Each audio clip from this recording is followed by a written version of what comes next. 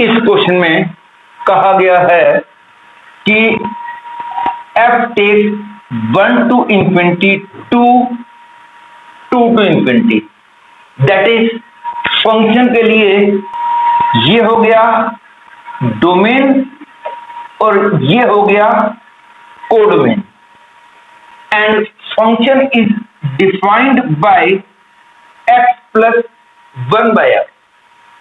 You have to find the value of f inverse x.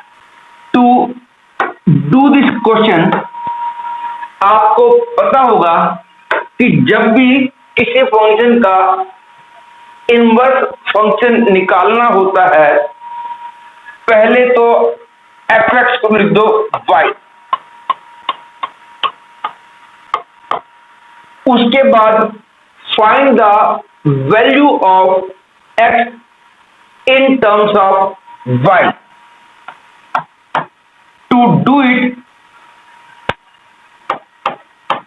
multiplying by x, I get this thing, that is I get x square minus xy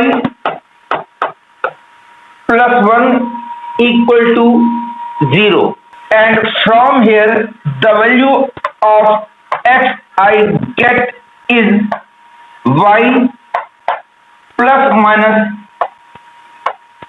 under root y square minus 4 by 2.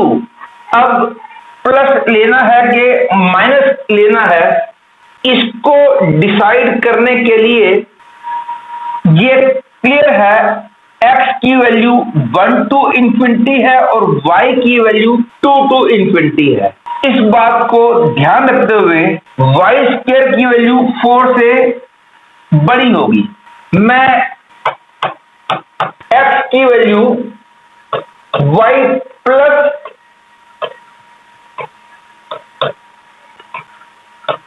Plus वाला case लेंगे, minus वाला case reject कर देंगे. क्योंकि y की value 2 से बड़ी है, इसमें कुछ नंबर ऐड होगा तो ये पूरा 2 या 2 से बड़ा हो जाएगा, और क्योंकि पूरा जो है 2 या 2 से बड़ा हो जाएगा तो इस पूरे की वैल्यू 1 या 1 से बड़ी हो जाएगी.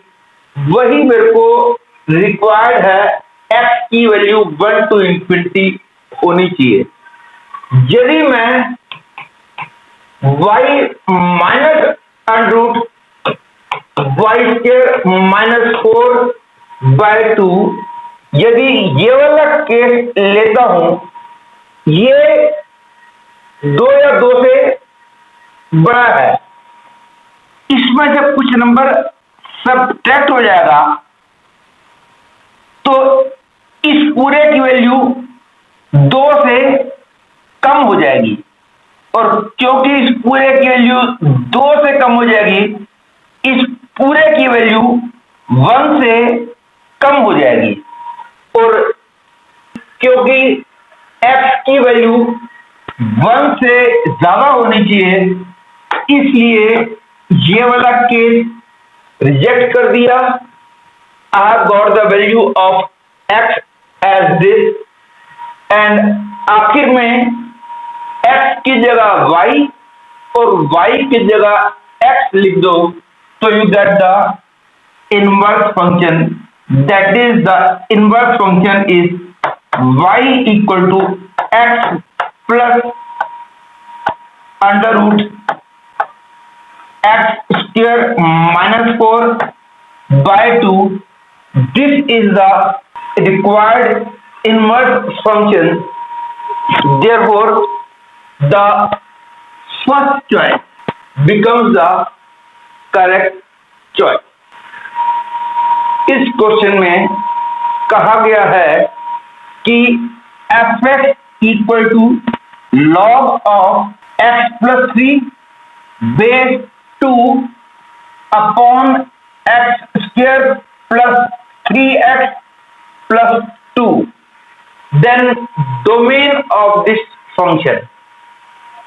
आपको पता होगा डोमेन का मतलब होता है the values of x for which the function is defined. अब पहले तो x की वो वाली वैल्यूज रिजेक्ट कर दो जिनके लिए डिनोमिनेटर 0 है। क्लियर है? x square plus 3x plus 2 equal to 0 का मतलब है x की value -1 and -2।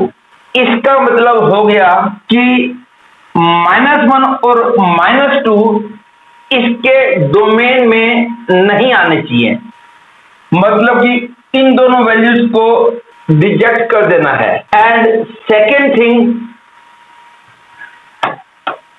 x plus 3 should be greater than 0, that is x should be greater than -3. Therefore on number line I reach at 0, -1, -2, -3.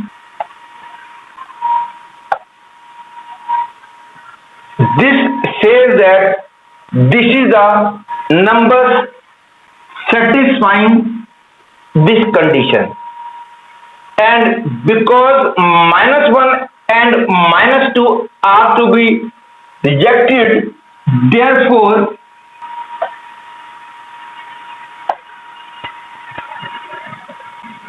empty circle आएगा, क्योंकि -2 और -1 को reject कर देना है। Therefore all the values of x for which this function is defined is all real numbers greater than -3 except -2 and -1, and therefore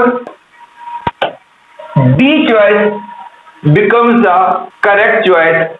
इसमें clearly लिखा हुआ है -3 to infinity, ऐसे लिखने का मतलब माइनस, इसका मतलब है -3 to infinity, ऐसे लिखने का मतलब -1 and -2। Therefore D choice becomes the correct choice.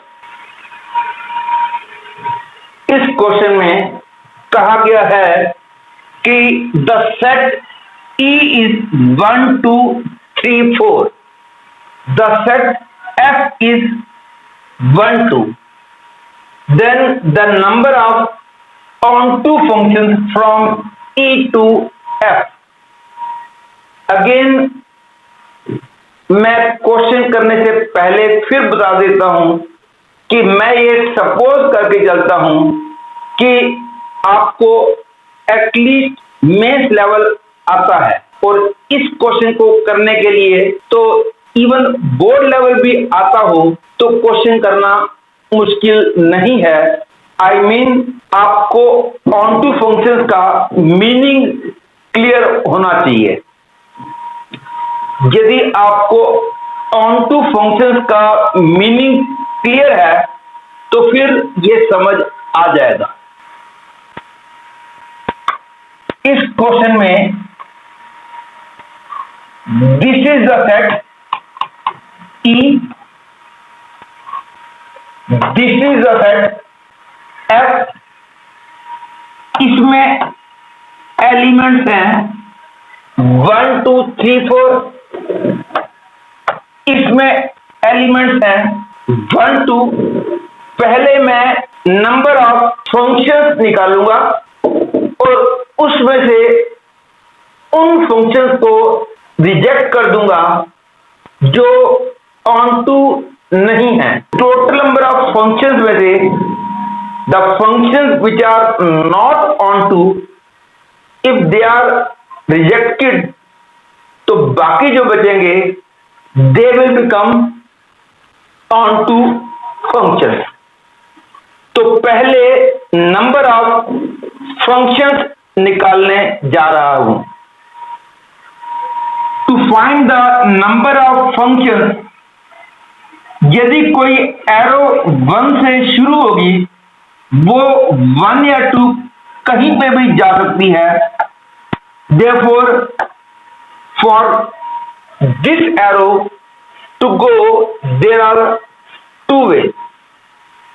यहां से जो एरो निकलेगी वो फिर से कहीं भी जा सकती है. जहां पे इसकी एरो चली गई है वहां पे भी इसकी एरो जा सकती है. Because I require only the number of function.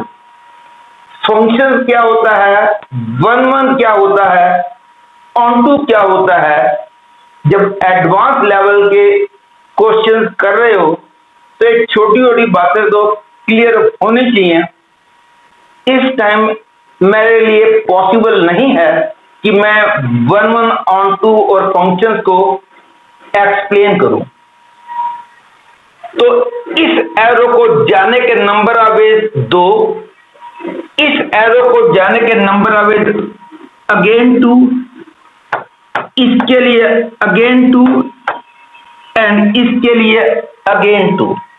That is 16 is the number of function. अब वो वाला फंक्शन ऑन टू नहीं होगा जब ये सारी एरोज 1 पे चली गई.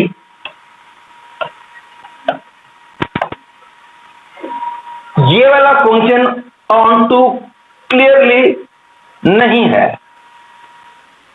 एंड सेकेंड पॉसिबिलिटी इज,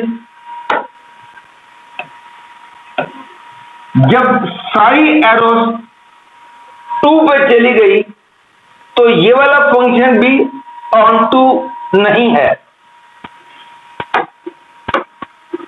और 16 में से बाकी जितने भी फंक्शन होंगे उनमें कुछ एरोज ए पे जाएंगी और कुछ एरोज बी पे जाएंगी. क्योंकि मैंने वो वाला फंक्शन तो रिजेक्ट कर दिया है जिसमें सारी एरोज ए पे जा रही हैं, उसको भी रिजेक्ट कर दिया है जिसमें सारी एरोज 2 पे जा रही हैं, उनको भी रिजेक्ट कर दिया है. तो अब बाकी जो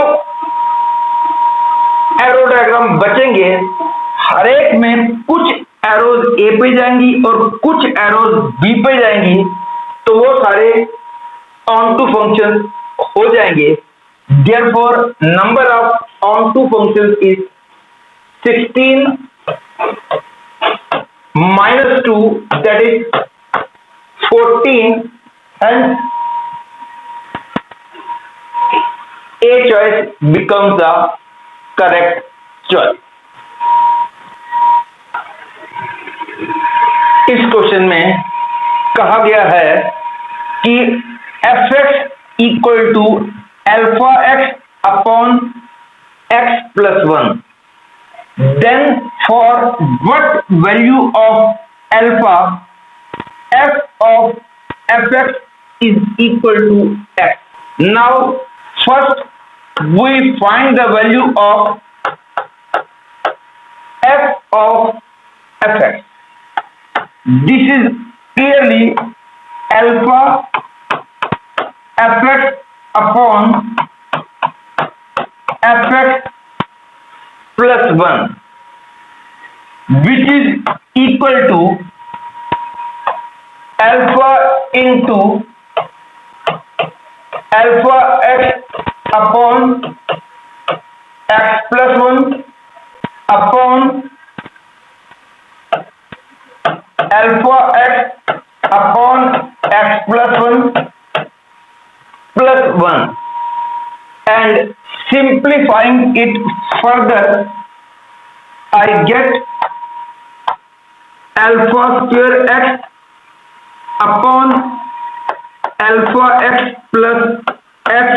plus 1 that is equal to alpha square x upon alpha plus 1 into x plus 1, and because I want f of fx is equal to x for all values of x, I want f of fx equal to x.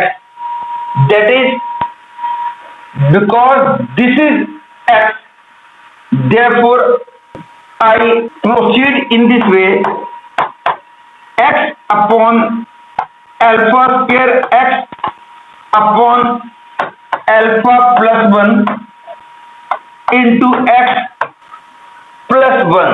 लेकिन अब ध्यान देना कि x से divide करना allowed नहीं है, क्योंकि किसी भी एक्सप्रेशन से डिवाइड तभी कर सकते हैं जिसके बारे में पता हो कि वो नॉन जीरो है.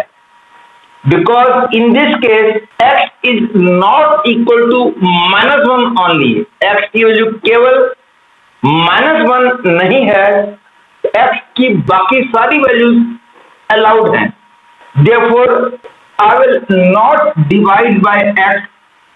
Further alpha plus 1 into x square plus x equal to alpha square x. That is I get alpha plus 1 into x square plus 1 minus alpha square into x equal to 0. That remember this thing, because question में कहा गया है कि alpha की value निकालनी है, so that f of fx is equal to x for every value of x.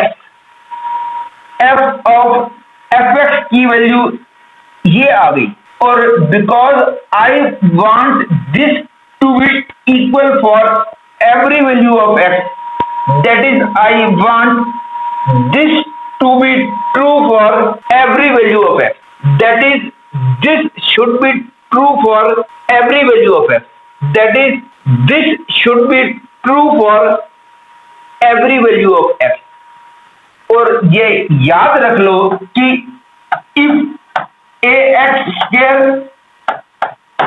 bx plus c, if it is given that it is true for every value of x, that is possible only when a equal to b equal to c equal to 0.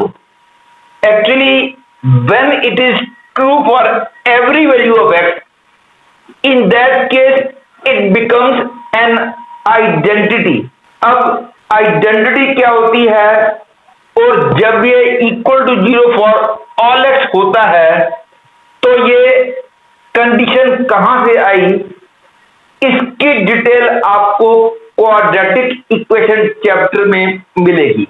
For the time being केवल ये याद रख लो, when some quadratic expression is equal to 0 for all x, that is possible if a equal to b equal to c equal to 0. This is possible only under this case.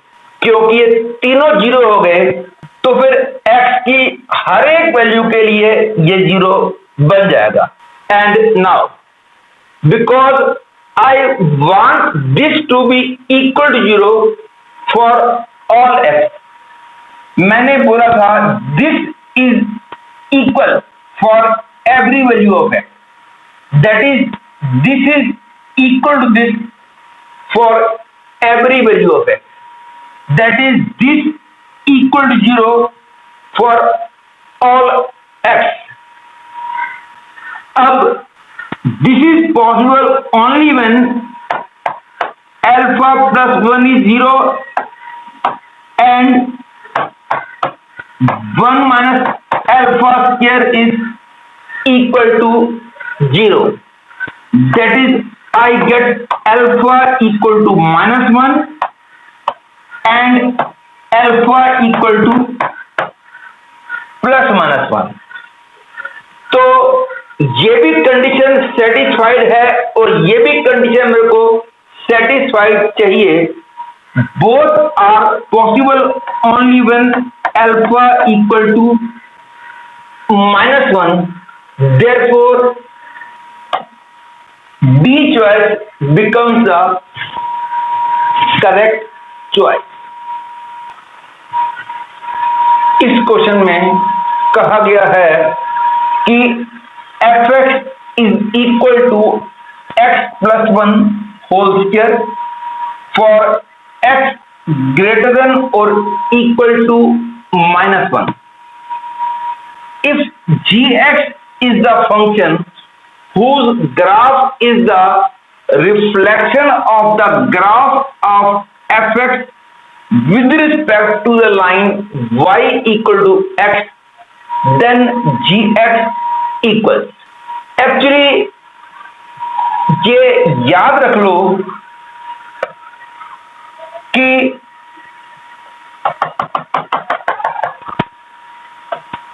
ये line है y equal to x. यदि दो function एक दूसरे के inverse function होते हैं तो उनका ग्राफ इस लाइन के अबाउट सिमेट्रिकल होता है. For example, y equal to log x and y equal to e to the power x. मैं ये सपोज करके चल रहा हूं कि आपको इनवर्स फंक्शन का मतलब क्लियर है. अब आपको पता है कि y equal to log x and y equal to e to the power x. These two are inverse function of each other. तो आप देख सकते हो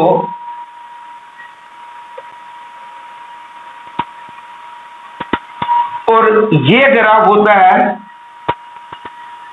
e to the power x का और ये ग्राफ होता है log x with base e. ये दोनों एक दूसरे के इनवर्स फंक्शन हैं, इसीलिए इनके graph y equal to x वाली लाइन के अबाउट सिमेट्रिकल है. मतलब कि एक ग्राफ का रिफ्लेक्शन में दूसरा ग्राफ आया है. क्योंकि gx का ग्राफ fx के ग्राफ का रिफ्लेक्शन होना चाहिए in the line y equal to x. In other word, gx is inverse function of fx. तो हमने एक तरह से fx का इनवर्स फंक्शन निकालना है. To find the inverse function हम जानते हैं कि पहले तो fx की जगह y लिख दो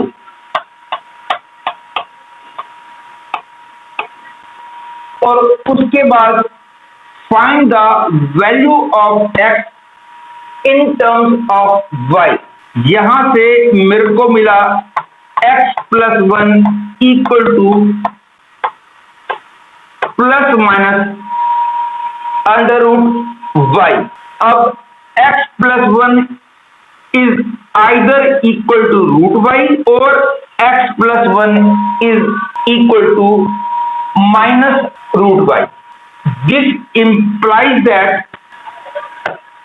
x equal to -1 plus minus under root y. अब नेक्स्ट स्टेप है कि प्लस अंडर रूट y लेना है या माइनस अंडर रूट y लेना है. ये क्लियर है. f इज ग्रेटर देन और इक्वल टू -1 का मतलब हो गया कि x की वैल्यू -1 प्लस √y लेनी होगी, क्योंकि -1 plus √y will be greater than equal to -1। -1 माइनस √y की वैल्यू जो है वो लेस देन इक्वल टू -1 बन जाएगी, इसलिए -1 प्लस √y ले लिया, माइनस को रिजेक्ट कर दिया। तो आखिर में x की जगह y और y की जगह x लिख देते हो तो आपको इनवर्स फंक्शन मिल जाता है, that is y equal to -1 plus √x। This is the inverse function of this function, that is I can say gx equal to -1 plus √x. This becomes the correct choice. इस question में कहा गया है f is a function from R to R defined by fx equal to 2x plus sin x for x belongs to R. Then f is choices 1 1 and onto 1 1 but not onto in this way. You have to check about 1 1 and onto for this function. Again मैं बोल रहा हूं कि मैं ये suppose करके चलूंगा कि आपको 1 1 onto का मीनिंग क्लियर है, क्योंकि ये बात 12th क्लास में बोर्ड लेवल में ही पढ़ लेते हो कि 1 1 फंक्शन क्या होता है और onto फंक्शन क्या होता है। तो अब ये तो पता होगा जो फंक्शन ऑलवेज इंक्रीजिंग या ऑलवेज डिक्रीजिंग होता है वो वाला फंक्शन 1 1 जरूर होता है। अब आप देखिए fx को मैं y बोल रहा हूं 2x प्लस sin x। अब यदि मैं डिफरेंशिएट करता हूं तो I get 2 plus cos x। अब cos x की वैल्यू तो -1 और 1 के अंदर वेरी करेगी, x की वैल्यू कुछ भी हो जाए। In other words this is sure to be greater than 0, और क्योंकि डेरिवेटिव ग्रेटर देन 0 आया है, it means this function is surely an increasing function. Actually it is strictly increasing function. 1 1 होने के लिए the function must be strictly increasing, और क्योंकि ये वाला फंक्शन strictly increasing है, therefore the function becomes 1 1। अब हमने चेक करना है कि फंक्शन onto है या नहीं है। इसको चेक करने के लिए ये क्लियर है y equal to 2x plus sin x। जैसे जैसे x बढ़ता जाएगा इस पूरे की वैल्यू बढ़ती जाएगी, मतलब कि y की ग्रेटेस्ट वैल्यू हो गई इन्फिनिटी और y की लीस्ट वैल्यू हो गई -इन्फिनिटी। और क्योंकि ये क्लियर है as x tends to infinity this whole tends to infinity, as x tends to -infinity this whole tends to minus infinity. तो y की वैल्यू माइनस इन्फिनिटी से लेकर इन्फिनिटी तक सारी वैल्यूज पॉसिबल हैं, और y का रेंज इसलिए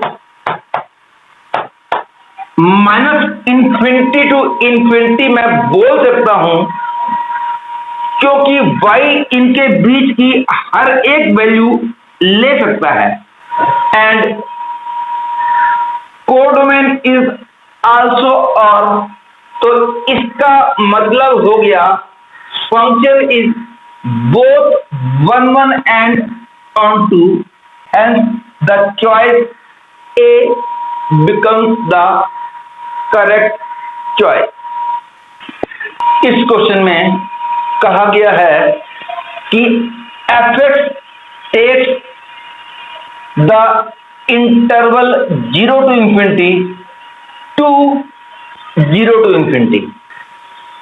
f(x) is equal to x upon 1 plus x, then f is 1 1 and on to 1 1 but not on to, and these are the choices। तो सबसे पहले 1 1 चेक करता हूं। मैंने आपको बताया हुआ है कि यदि कोई function always in strictly increasing हो या ऑलवेज स्ट्रिक्टली डिक्रीजिंग हो तो वो फंक्शन 1 1 हो जाता है।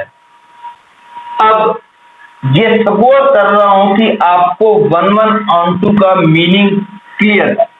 Suppose y is equal to x upon x plus 1, dy by dx will be equal to x plus 1 whole square, x plus 1 into 1 minus x into 1, that is 1 upon x plus 1 whole square। It is clearly positive for every value of x, hence this function is always increasing। और क्योंकि ये function always increasing है इसलिए 1 1 तो हो गया। अब on to check करने के लिए इसका मैं रेंज निकालूंगा, और रेंज यदि कोडोमेन के बराबर आ गया तो फंक्शन ऑन टू हो जाएगा, और यदि रेंज कोडोमेन का सबसेट आ गया तो फंक्शन ऑन टू नहीं होगा। और कई बच्चे सोच रहे होंगे यदि रेंज कोडोमेन से बड़ा आ गया, नोट दैट रेंज कोडोमेन से बड़ा कभी भी नहीं आ सकता, क्योंकि यदि रेंज कोडोमेन से बड़ा हो गया तो वो फंक्शन ही नहीं है, that is not a function. तो अब I am going to find the range. क्योंकि फंक्शन ऑलवेज इंक्रीजिंग है तो x यदि सबसे छोटा होगा तो f(x) की वैल्यू भी सबसे छोटी निकलेगी, और x यदि सबसे बड़ा होगा तो f(x) की वैल्यू भी सबसे बड़ी निकलेगी। यही है इंक्रीजिंग फंक्शन का मतलब। तो x की सबसे छोटी वैल्यू है 0, तो f0 becomes 0, and therefore the least value of f(x) becomes 0, and now f infinity होगा तो जो आंसर आएगा वो सबसे बड़ा आंसर आएगा।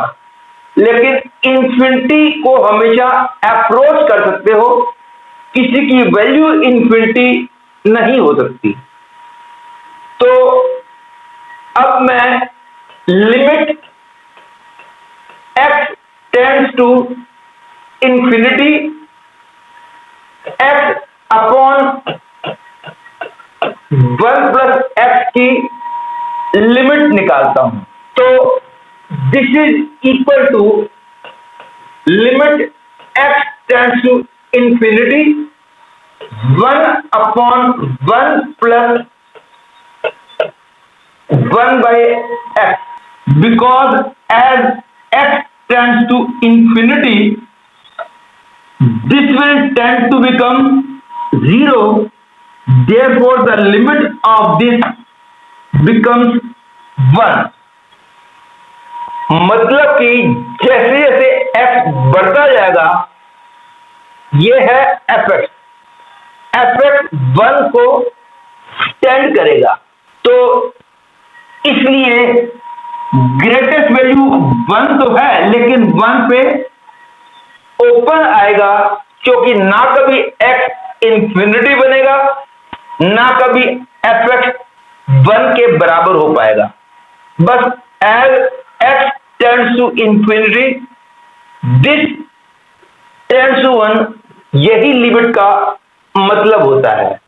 Therefore range is 0 to 1 and codomain is 0 to infinity, hence range is subset of codomain, therefore the function is not onto but it is 1 therefore the second choice becomes the correct choice, which says 1 but not onto।